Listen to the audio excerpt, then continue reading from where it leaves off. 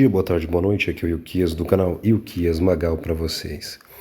Eu queria trazer essa matéria tão importante, não é? Porque além de ela estar num canal tão proeminente no mundo como a BBC, eles não trazem o real sentido disso aqui, não é?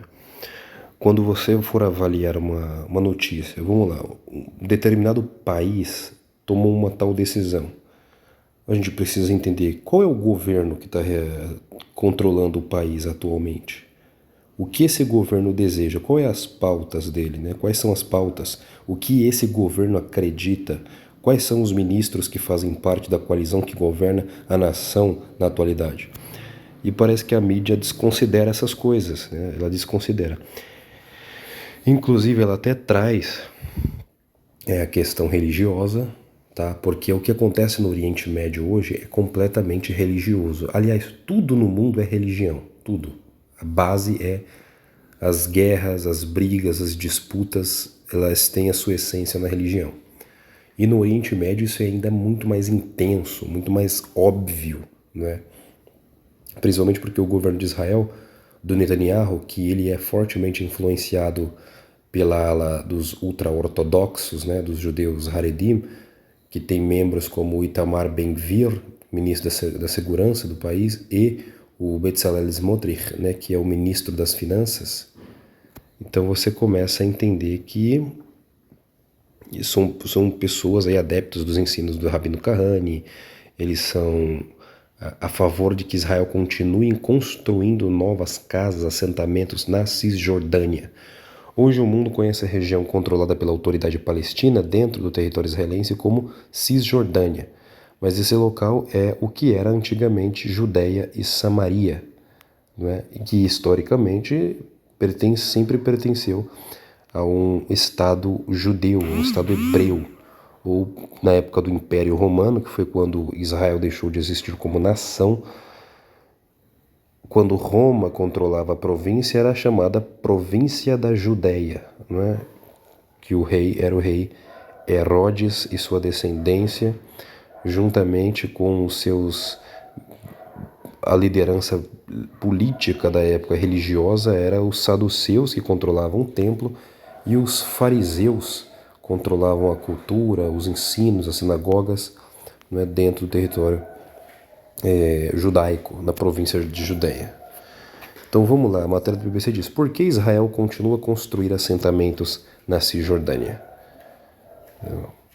Cerca de 500 mil de judeus vivem na Cisjordânia ocupada em mais de 130 assentamentos, sem contar Jerusalém Oriental. Lá também é o lar de cerca de 3 milhões de palestinos. Não sei se é de fato esse número, não é? As comunidades de palestinos e de judeus vivem, de maneira geral, separadas umas das outras. Desde o início do conflito em Gaza, conflitos também se intensificaram no território, e neste final do mês de agosto, Israel lançou a maior operação militar na Cisjordânia em 20 anos. E vai falar um monte de blá blá blá, coisa que a gente já vê todo dia. Os assentamentos são comunidades estabelecidas por Israel em terras tomadas nas guerras dos 6 dias, 67, como Cisjordânia, Jerusalém Oriental e as colinas do Golã. Essas 3 partes, se tomadas, não vão ser devolvidas. E é mencionado, inclusive, Israel, quando tomou a península do Sinai, na Guerra dos 6 Dias, em 67, até planejou, né, construir assentamentos e tornar o Sinai parte integrante do território israelense. Mas foi feito um acordo de paz e aí foi devolvido, em 82, né, no Cairo. Outro território que também foi tomado ali da Península do Sinai foi a Cisjordânia, que na época era controlada pela Jordânia, e aí foi devolvido e os palestinos vivem lá até hoje. Gaza está completamente destruída, foi devolvido, Israel saiu de lá completamente em 2005, e aí nós vemos no que deu, né? Que o problema dos palestinos é um pouco mais grave para o país hebreu. Só que o que acontece? Né? Qual que é a fé dessa elite mais religiosa?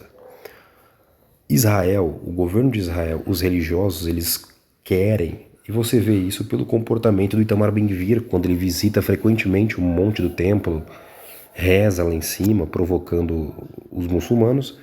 Eles querem, né, e no último mês, o Itamar Ben-Gvir mencionou em Israel a construção de uma sinagoga em cima do Monte do Templo. Né? Ainda não é templo, ele não falou templo, mas já fala de construir uma sinagoga para os judeus subirem no Monte do Templo e rezarem, fazerem serviços lá em cima. Então isso é profético. Profético exatamente como está em Apocalipse 11 e como os profetas descreviam que os sacrifícios voltariam a acontecer. Né? Israel vai voltar a sacrificar. Só que para haver um governo de Israel, controle do Monte do Templo e para haver um reino, um Mashiach, é imprescindível na tradição que Cisjordânia, que é a Judéia e Samaria, volte para Israel. Porque a Judéia é a casa de Judá, é a casa de Davi, é onde está o rei. Né? Onde o reino de Israel sempre esteve foi na Judéia.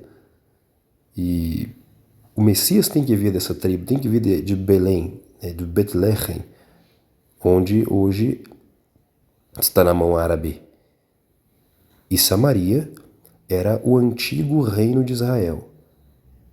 Então, a profecia diz que o reino de Israel e de Judá seriam unificados. Então não faz muito sentido para os judeus um reino, um Messias, onde ele não controle a Judéia e Samaria, onde as tribos não sejam reanexadas. Então isso é muito claro, que a operação de Israel agora na Cisjordânia não vai parar, tá? Não vai parar. Isso aqui vai ir até o fim. Né, o Donald Trump falou numa conferência de que se ele não vencer as eleições, Israel está condenado, e eu acredito, né? Porque a ira dos globalistas aí contra Israel é muito grande, tá? Vai ser muito difícil. Essa é a região aqui, tá? Todos esses nomes dessas cidades aí, mas em especial onde Israel está fazendo uma operação muito forte contra o terror, né? É em Jenin, é onde nascem aí os homenzinhos que gostam de fazer ataques, né? É uma região muito problemática. Jenin, Nablus, Tubas, Tulkarem. E esse ponto aqui do mapa, né? Vamos colocar aqui, ó. Lembra que quando Israel tomou a terra, né? Foi por aqui, exatamente nessa região onde vocês estão vendo, que é Jericó. É a porta para Israel. Existe inclusive um escrito, né, tanto no Talmud, profecias dos rabinos, e Israel teria de controlar as portas do país, né, que seria por Jericó. Quando Josué tomou a terra prometida, ele entrou por Jericó. Quando Jericó cai, Israel realmente entra na terra e toma posse da terra. É ali que começa. E hoje Jericó não está na mão oficialmente do governo israelense. E você vê, né, de Jericó até Jerusalém, né, é um caminho, e ali em Jerusalém é onde está o Monte do Templo, né? Então esses locais precisam ser controlados. Qual que é o outro ponto, né? Olha aqui para vocês verem. Deixa eu descer um pouquinho mais. Além de Jericó, Jerusalém, nós temos aqui, ó, bem pertinho, a cidade profética, né, que diz onde o Messias tem de vir, que é de Belém, conforme profetizou o profeta, né? E tu, Belém Efrata, né, a menor das cidades, né, dos povos, de ti virá o governador que pastoreará as ovelhas de Israel. Então, essas cidades têm de voltar para o nome, para o controle israelita. Tá bom? Isso aqui é muito importante para nós, tá? Então, é a visão, a fé de Israel é para restaurar o antigo reino de Davi, essas cidades têm que voltar ao controle israelense. Quero mostrar um outro mapa que eu separei no Google para vocês, tá? Que é essa aqui, é um mapa antigo do reino, né? E olha como que era, tá vendo? Esses locais aqui, onde vocês estão vendo aqui, no mapa, justamente, nós temos aqui a Judéia e aqui em cima Samaria, dos antigos reinos. Então digamos que esses locais têm que ser reunificados. Por quê? Porque esses religiosos acreditam na profecia que está descrito por Oséias.